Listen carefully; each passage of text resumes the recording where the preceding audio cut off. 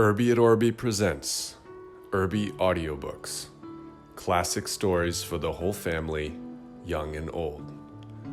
Read by Christopher Hart Moynihan. The Other Wise Man by Henry Van Dyke. You know the story of the 3 wise men of the East and how they traveled from far away to offer their gifts at the manger cradle in Bethlehem. But have you ever heard the story of the other wise man who also saw the star in its rising and set out to follow it, yet did not arrive with his brethren in the presence of the young child Jesus? Of the great desire of this 4th pilgrim and how it was denied, yet accomplished in the denial, of his many wanderings and the probations of his soul, of the long way of his seeking and the strange way of his finding the one whom he sought. I would tell the tale, as I have heard fragments of it in the Hall of Dreams, in the Palace of the Heart of Man. Part 1. In the days when Augustus Caesar was master of many kings and Herod reigned in Jerusalem, there lived in the city of Ecbatana, among the mountains of Persia, a certain man named Artaban. His house stood close to the outermost of the walls which encircled the royal treasury. From his roof he could look over the 7-fold battlements of black and white and crimson and blue and red and silver and gold, to the hill where the summer palace of the Parthian emperors glittered like a jewel in a crown. Around the dwelling of Artaban spread a fair garden, a tangle of flowers and fruit trees, watered by a score of streams descending from the slopes of Mount Orontes, and made musical by innumerable birds. But all color was lost in the soft and odorous darkness of the late September night, and all sounds were hushed in the deep charm of its silence, save the splashing of the water, like a voice half sobbing and half laughing under the shadows. High above the trees a dim glow of light shone through the curtained arches of the upper chamber where the master of the house was holding counsel with his friends. He stood by the doorway to greet his guests, a tall, dark man of about 40 years, with brilliant eyes set near together under his broad brow and firm lines graven around his fine, thin lips, the brow of a dreamer and the mouth of a soldier, a man of sensitive feeling but inflexible will, one of those who, in whatever age they may live, are born for inward conflict and a life of quest. His robe was of pure white wool thrown over a tunic of silk, and a white pointed cap with long lapels at the sides rested on his flowing black hair. It was the dress of the ancient priesthood of the Magi, called the fire worshippers. "Welcome," he said in his low, pleasant voice as one after another entered the room. "Welcome, Abdus, peace be with you, Rhodaspes and Tigranes, and with you, my father, Abgarus. You are all welcome. This house grows bright with the joy of your presence."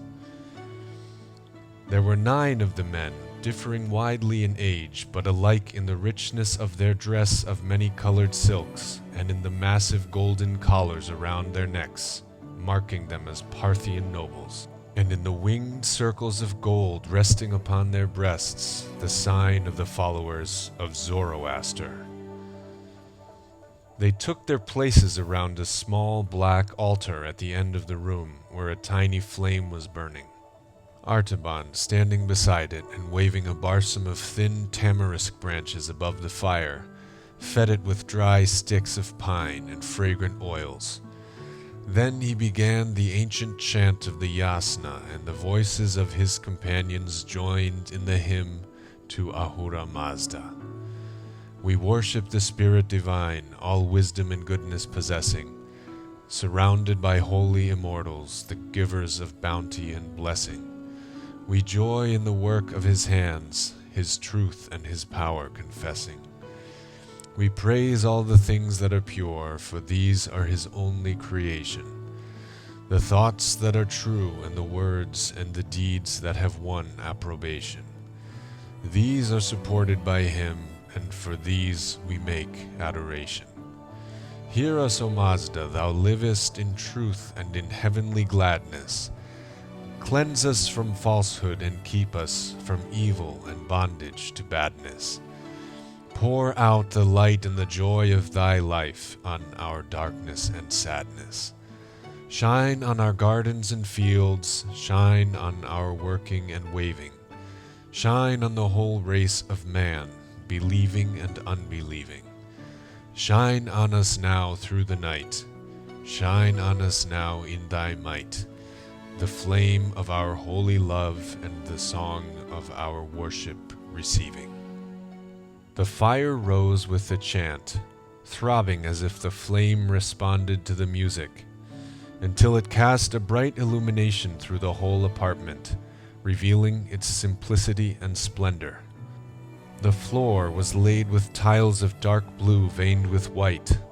Pilasters of twisted silver stood out against the blue walls.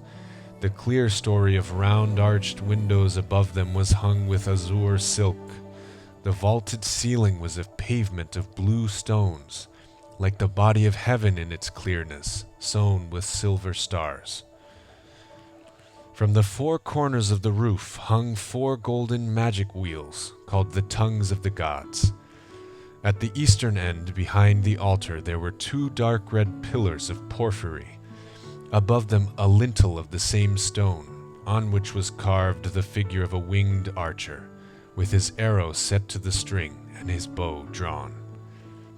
The doorway between the pillars, which opened upon the terrace of the roof, was covered with a heavy curtain of the color of a ripe pomegranate, embroidered with innumerable golden rays shooting upward from the floor.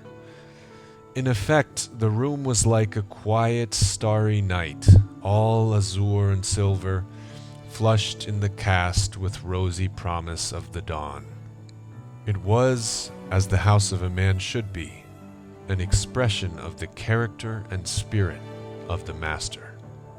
He turned to his friends when the song was ended, and invited them to be seated on the divan at the western end of the room.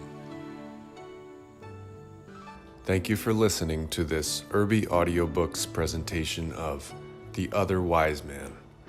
Please subscribe to our channel for more classic stories of faith presented by Irby at Orby Communications.